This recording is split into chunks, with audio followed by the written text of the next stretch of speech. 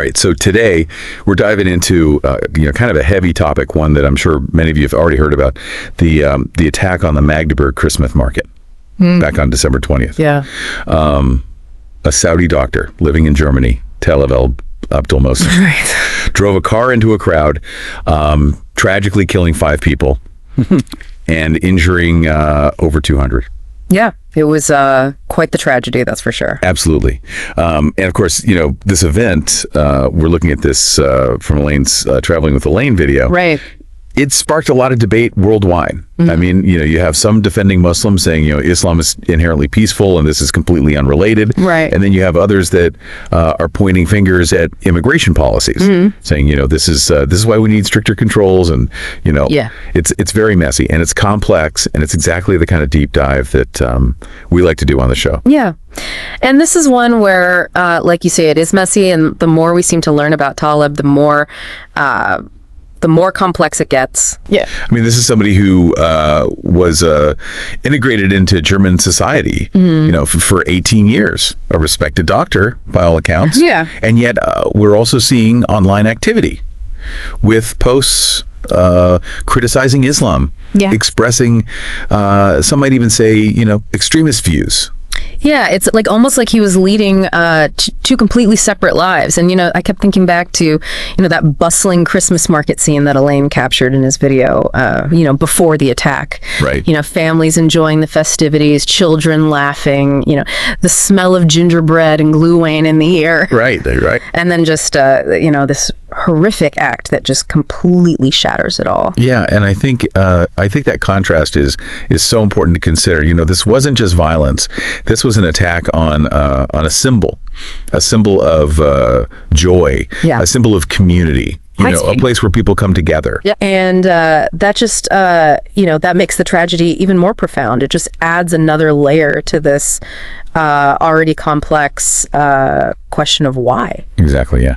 And then on top of that, you have the immediate reactions from, Muslim communities worldwide, where you have leaders, condemning the attack as un-Islamic, right, emphasizing peace and compassion as, core tenets of their faith. Right. But, it makes you wonder, do we hold other religions to the same standard? If a Christian commits a crime, do we blame Christianity itself?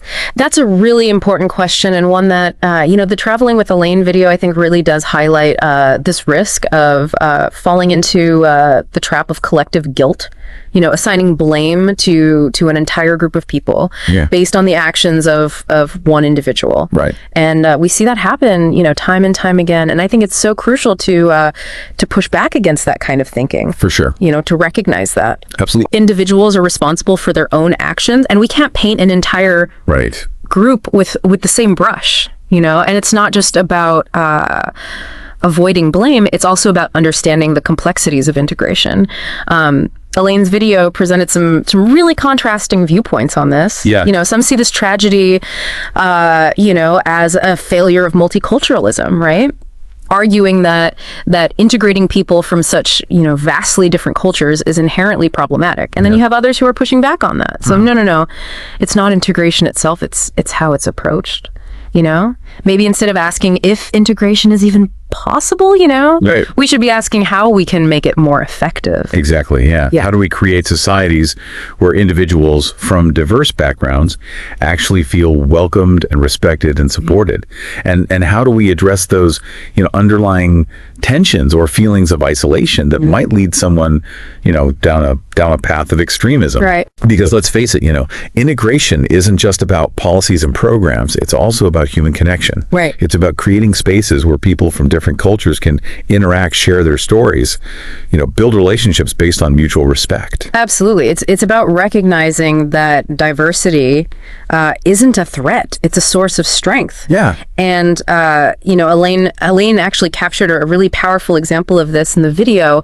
He showed how in the wake of this tragedy, the people of Magdeburg came together. Muslims, Christians, atheists, all united in their grief and their determination to heal. Yeah, it's a reminder that even in the face of, unimaginable tragedy, there's this incredible capacity for resilience, compassion and a shared desire to move forward together. And, that's something we can all learn from, regardless of our background or beliefs. It really speaks to that common humanity that we all share, and it makes you wonder if we can come together in the aftermath of such a horrific event. Why can't we do more to foster that sense of unity and understanding before tragedy strikes? That's the $1 million question, isn't it? Yeah. And it kind of brings us back to Caleb and this possibility that he was struggling with this internal identity conflict. If that was the case, what can we learn from it?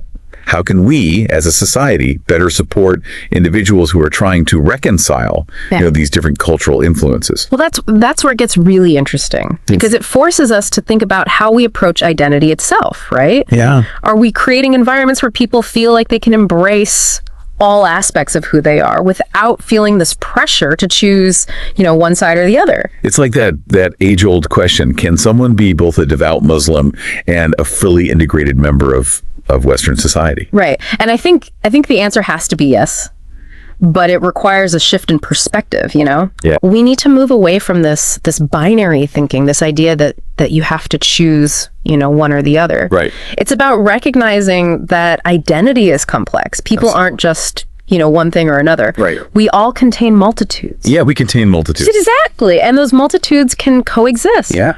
They can enrich each other. They can contribute to a more vibrant and diverse society. Yeah. But that requires open-mindedness, empathy, and a willingness to engage with difference. So what does all this mean for our listeners, for you tuning in right now? Well, I think the takeaway here is that the Magdeburg tragedy, as awful as it was, it compels us to think critically about the world we live in. It challenges us to confront our own biases, to engage in meaningful conversations about integration and belonging, and to work towards building a world where tragedies like this are less likely to occur. It's a call to action for each of us.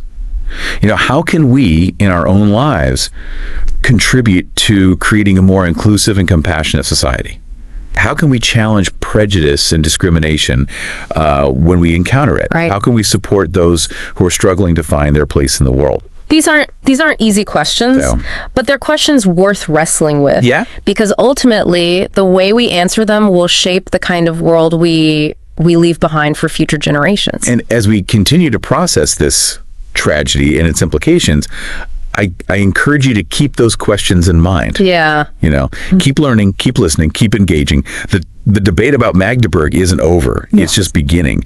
It's easy to get, I think, caught up in the big picture. The political debates, the cultural clashes. Right.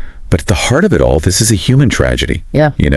A man seemingly driven to a breaking point took innocent lives. Right. And while we may never fully understand what led to Leb to that moment. Right. The Traveling with Elaine video, I thought, offered kind of a glimpse into a possible explanation. Yeah. This idea of identity conflict. Yeah. It's a compelling theory, isn't it? This internal struggle to reconcile these seemingly disparate parts of oneself, Right. His upbringing, his faith, his life in Western society. Yeah. And I think we see this tension reflected in a lot of those online posts, criticizing Islam. Yeah. While outwardly, he was a respected member of the German medical community. Yeah, and that raises a question for me.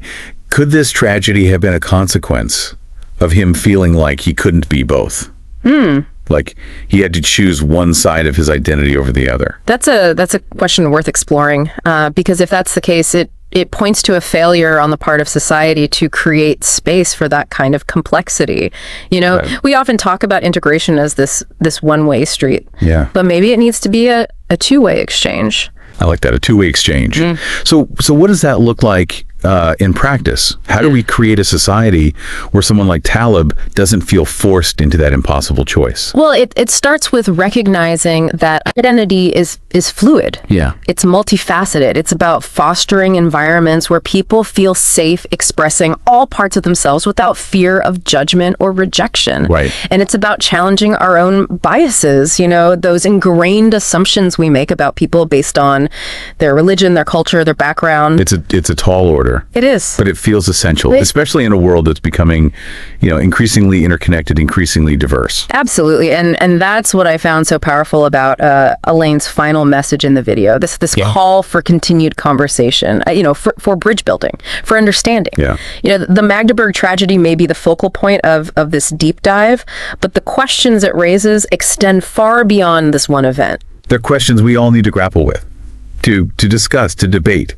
because ultimately the way we answer them will determine the kind of future we create.